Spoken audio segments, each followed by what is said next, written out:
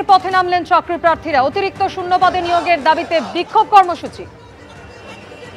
সরাসরি করুণাময়ীতে আপনাদের নিয়ে যাব, আমাদের প্রতিনিধি ব্রতদীপ ভট্টাচার্য রয়েছেন সঙ্গে। ব্রতদীপ,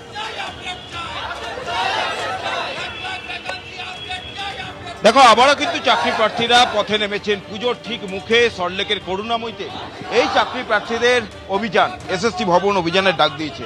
তুমি জানো 9 বছর পর এসএসসির পরীক্ষা হয়েছে এবং সেই পরীক্ষায় চাকরি হারা শিক্ষকদের সঙ্গে এই যারা ফ্রেশার ক্যান্ডিডেট অর্থাৎ প্রথমবার এসএসসি পরীক্ষা দিচ্ছেন তারাও কিন্তু পরীক্ষায় বসেছিলেন। কিন্তু সেই পরীক্ষা নিয়েই তাদের একাধিক দাবি দেওয়া রয়েছে। তারা সেই সমস্ত দাবিসমূহ একবারে ব্যানার করে নিয়ে এসছেন। প্রথম দাবি, এক্সপিরিয়েন্সের নম্বর ইন্টারভিউয়ের পর দিতে হবে।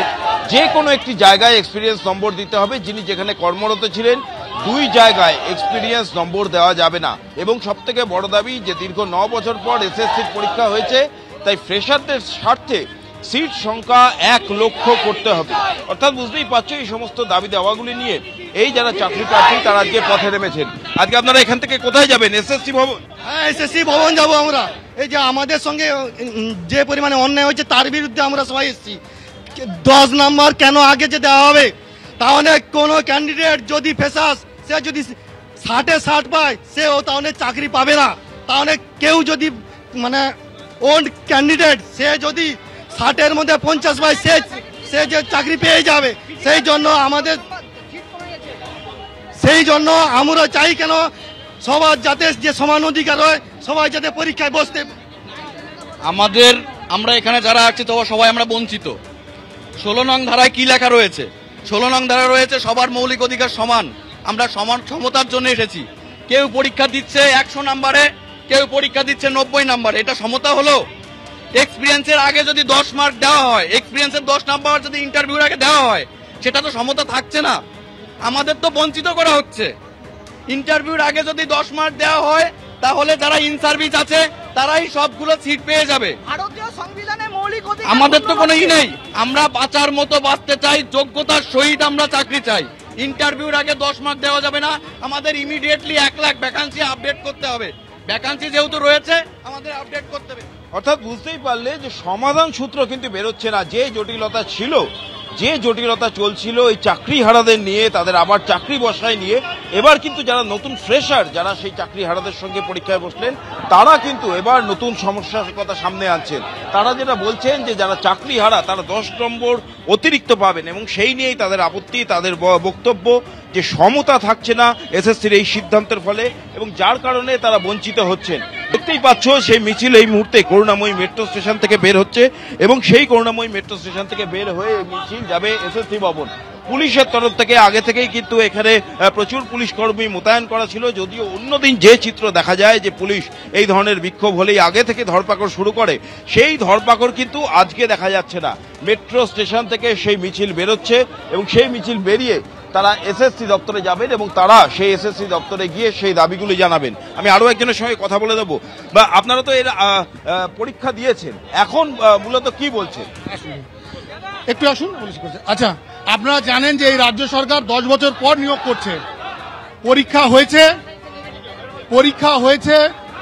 সেই পরীক্ষা যারা ফ্রেশার ক্যান্ডিডেট তারা পরীক্ষা দেওয়ার পর দেখছে তারা যদি 60-ও পায় কিন্তু তারা কোনো ডাক পাবে না। কেন পাবে না? কারণ 31,000 শিক্ষক অলরেডি ইন সার্ভিসের মধ্যে ঢুকে গেছে, তারা 10 পাচ্ছে। কিন্তু আমাদের যেটা দাবি, সিট সংখ্যা যা আছে তার থেকে 3 গুণ বাড়াতে হবে। প্রায় সংখ্যাটা 1 লক্ষের কাছাকাছি নিয়ে যেতে হবে। 2016 পর এখন অবধি এসএসসি 2 নম্বর দাবি হলো এই যে 10 নম্বর ইন সার্ভিস দিচ্ছে, কোথাও উল্লেখ নেই, গেজেটেও উল্লেখ নেই যে এই 10 নম্বর পাবে। এটাও আমাদের দাবি যে তাদেরকে 10 নম্বর দেওয়া যাবে না। 3 নম্বর যেটা দাবি হলো, আমরা দেখেছি 2001 সাল থেকে 12 সাল পর্যন্ত প্রায় লক্ষাধিক রিক্রুটমেন্ট হয়েছে। সেই জায়গায় 12 থেকে 24 সেম টাইম, কিন্তু সংখ্যাটা আপনারা দেখুন, সংখ্যাটা তার প্রায় 10 ভাগও হয়নি। এগুলোই আমাদের দাবি। আজকে আমরা একদিনের ডাকে এই সব জায়গা থেকে এসেছি ফ্রেশার ক্যান্ডিডেট। আমরা আজকে সুষ্ঠুভাবে যাব। এসএসসি চেয়ারম্যান বাবু আছেন, তাদের সঙ্গে আমরা আলোচনা করে আমরা আমাদের যে দাবি সেই দাবি আমরা জানাবো। এসএসসির সাথে আলোচনার পর যদি কোনো সমাধান সূত্র না বের হয় তাহলে কি আপনারা আবার আদালতের? অবশ্যই আমরা একদিনের কলে আপনারা দেখতে পাচ্ছেন, আমরা যদি সময় পেতাম এটা 3 থেকে 4 দিন সংখ্যাটা আরো বাড়তো। এবং এটা যদি আমি আবারও বলছি, যদি কোনো কারণে আমাদের দাবি না মানা হয় আগামী দিনে বৃহত্তর আন্দোলনে আমরা নামবো।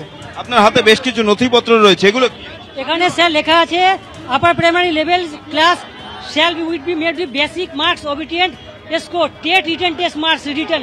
হ্যাঁ, তো এখানে কোথাও লেখা নেই যে 10 মার্ক আগে দেওয়া হবে, এখানে বলেছে একাডেমিক স্কোর পরে দেওয়া হবে, মানে আমাদের রিটার্ন টেস্ট প্লাস একাডেমিক দেওয়া হবে।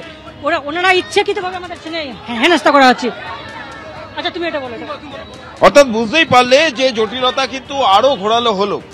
এখন যারা ফ্রেশার অর্থাৎ যারা এবার প্রথমবার এসএসসি পরীক্ষা দিয়েছেন, চাকরি হারা শিক্ষকদের সঙ্গে একই সঙ্গে বসে পরীক্ষা দিয়েছেন, সেই পরীক্ষা নিয়ে কিন্তু এবার প্রশ্ন তুলছেন এবং নম্বর বিভাজন নিয়েই তারা প্রশ্ন তুলছেন এবং আপত্তি জানাচ্ছেন এবং তাদের স্পষ্ট হুঁশিয়ারি যে তাদের দাবি যদি না মানা হয়, অর্থাৎ যারা এক্সপিরিয়েন্স টিচার তারা এক্সপিরিয়েন্সের জন্য যে 10 নম্বর অতিরিক্ত পাবেন সেই নিয়ে তাদের আপত্তি রয়েছে এবং যে শূন্য পদ সেই নিয়েও তাদের আপত্তি রয়েছে, শূন্য পদ বৃদ্ধির দাবি জানাচ্ছেন।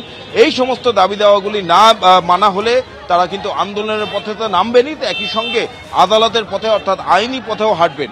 অর্থাৎ যে সমাধান সূত্রর একটা আশার আলো দেখা যাচ্ছিল ক্ষীণ এই পরীক্ষার পর, সেখানে কিন্তু আবার নতুন করে জটিলতা তৈরি হলো। যারা ফ্রেশ ক্যান্ডিডেট এবার যারা প্রথমবার পরীক্ষা দিলেন তারাই এবার আপত্তি জানাচ্ছেন এবং পথে নেমেছেন। এই মুহূর্তে দেখতে পাচ্ছ সেই মিছিল করুণাময়ী মোড় দিয়ে সেটা যাচ্ছে আচার্য সদরের দিকে এবং সেইখানে গিয়েই তারা তাদের যে দাবি দাওয়াগুলো সেই দাবি দাওয়াগুলি জানাবেন। রাজ্যের বিভিন্ন প্রান্ত থেকে এই চাকরি প্রার্থীরা আজকে এসছেন এখানে এবং তারা সেই দাবি নিয়ে পথে নামছেন।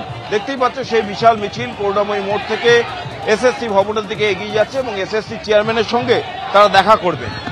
মূলত আর কি কি দাবি সঙ্গে থাকো, আমাদের ছবি দেখাতে থাকো। আপনারা জানেন চলতি মাসের 7 এবং 14 তারিখ 2 দফায় এসএসসি অভিযান হয়েছিল এবং সেই পরীক্ষায় যারা নতুন চাকরি প্রার্থী বসেছিলেন তারা প্রথম থেকেই বলেছিলেন যে কেন অভিজ্ঞতার জন্য 10 নম্বর আগে থেকে ধার্য করা হচ্ছে, সেই বিজ্ঞপ্তি নিয়ে তারা আগেই বিরোধিতা করেছিলেন। আর সেই দাবিতেই একবার পথে নামলেন 2025-এর নতুন চাকরি প্রার্থীরা। তাদের দাবি অভিজ্ঞতার জন্য যে 10 নম্বর দেওয়ার কথা বলা হয়েছে তা দেওয়া যাবে না, যদি তা দিতেই হয় তাহলে তা ইন্টারভিউয়ের পর দিতে হবে।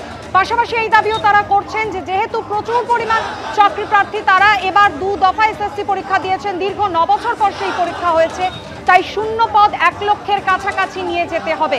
রেজাল্টের দাবিতেও মিছিলে নেমেছেন 2023-এর টেট পরীক্ষার্থীরা। আরো একবার কথা বলে নেব, প্রতিনিধি ব্রতদীপ ভট্টাচার্য আমাদের সঙ্গে রয়েছেন। ব্রতদীপ, করুণাময়ী থেকে এসএসসি ভবন পর্যন্ত এই মিছিল, নিরাপত্তা ব্যবস্থা, পুলিশি তৎপরতার ছবি কতটা চোখে পড়ছে?